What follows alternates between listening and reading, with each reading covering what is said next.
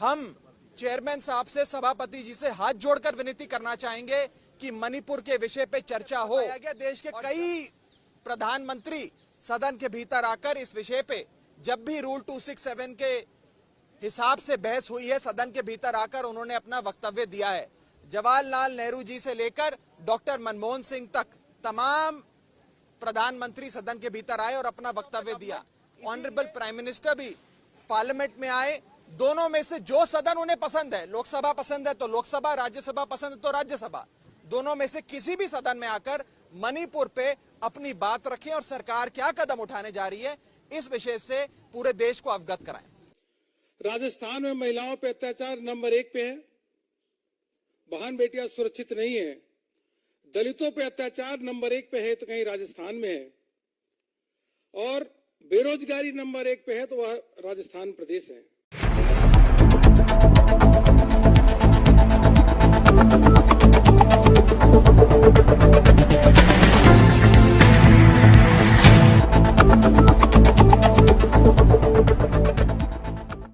नमस्कार मित्रों, मैं हूं कुमार भवेश चंद और आप देख रहे हैं द इंडियन पोस्ट। मणिपुर का सवाल लगातार बड़ा होता जा रहा है।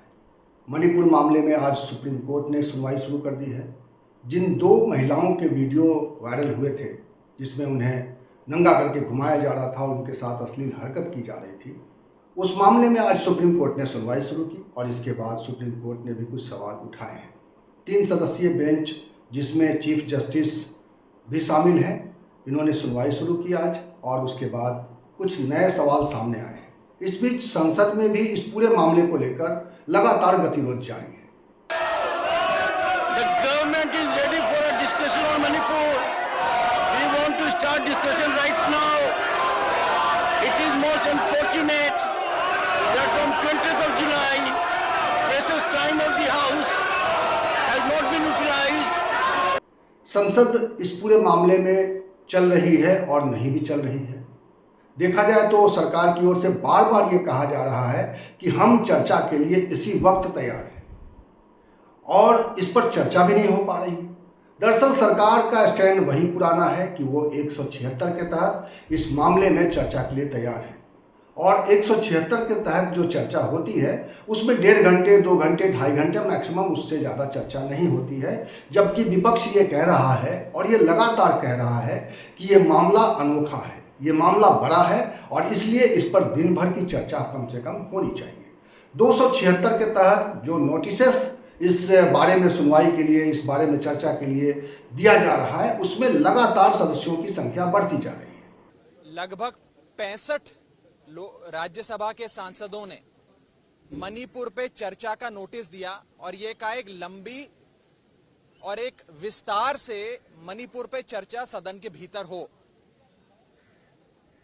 अगर सत्ता पक्ष ये चाहता है कि मणिपुर पे चर्चा हो और अगर सत्ता पक्ष चर्चा कराने के लिए प्रतिबद्ध है तो उन 65 नोटिसेस में से कोई एक भी नोटिस पे अपनी स्वीकृति दे दीजिए और चर्चा शुरू हो जाएगी।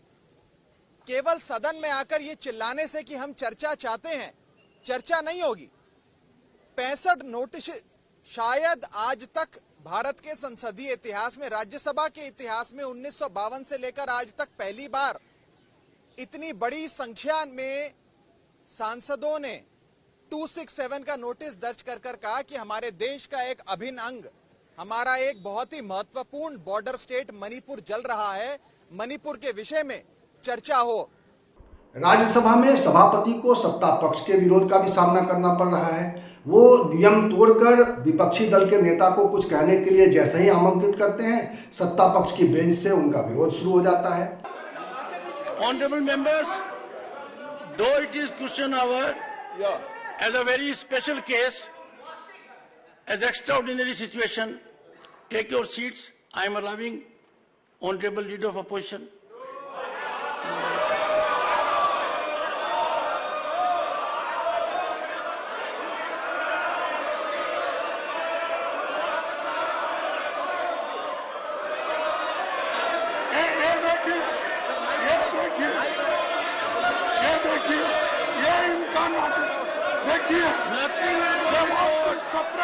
Nothing will go on record.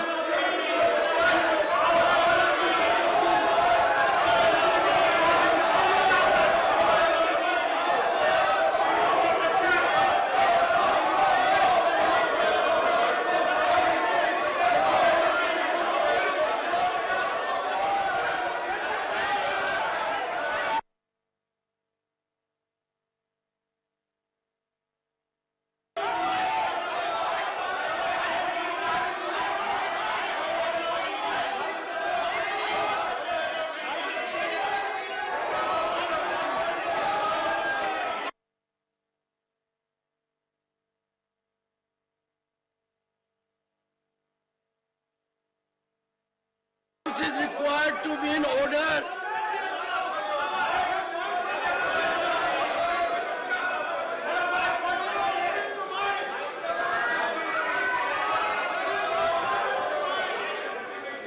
The House is adjourned to meet at 2 p.m. today.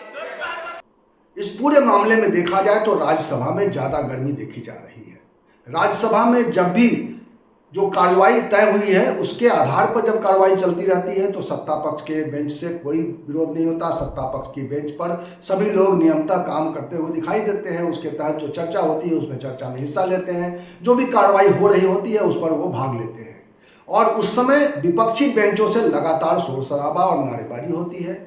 जैसे ही विपक्ष के नेता को कुछ कहने का मौका दिया जाता है सभापति की ओर से, तब इसका विरोध शुरू हो जाता है और इसको लेकर लगातार आज भी कहीं पे बात नहीं पहुंची और आखिरकार आज का दिन भी पूरी तरह से बेकार गया और आखिर में भी यह फैसला नहीं हो पाया कि सदन के भीतर मणिपुर पर चर्चा होगी कि नहीं होगी। इसको लेकर अभी तक असमंजस की स्थिति है।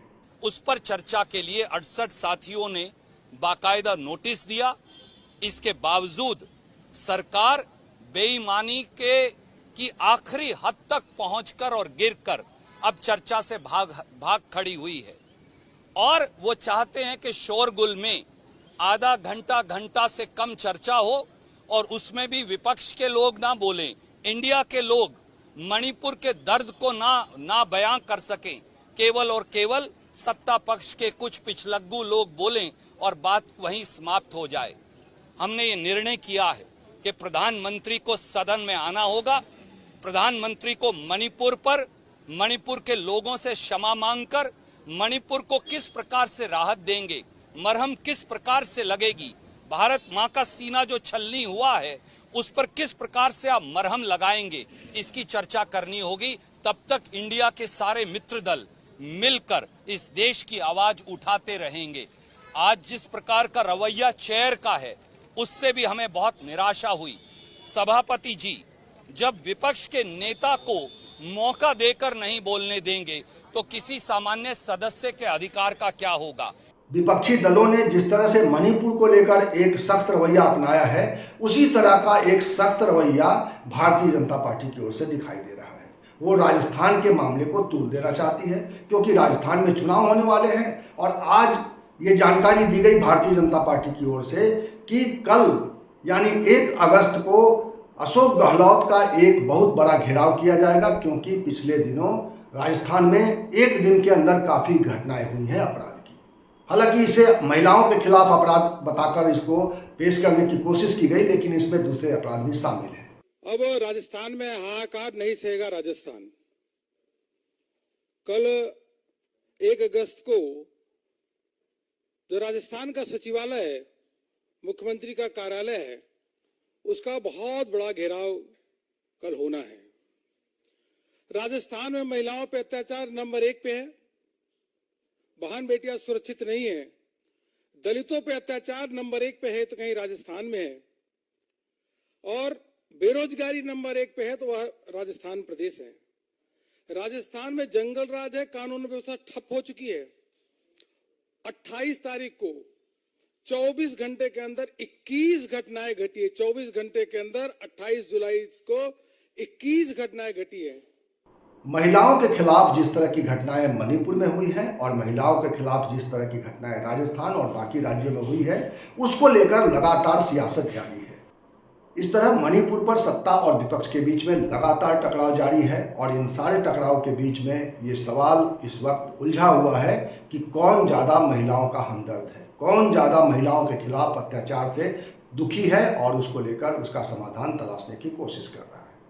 इस वीडियो में इतना ही। इसी तरह की चर्चा, इसी तरह के विमर्श और इसी तरह के सवाल के साथ मैं आपको मिलूंगा अगले वीडियो में। तब तक के लिए नमस्कार।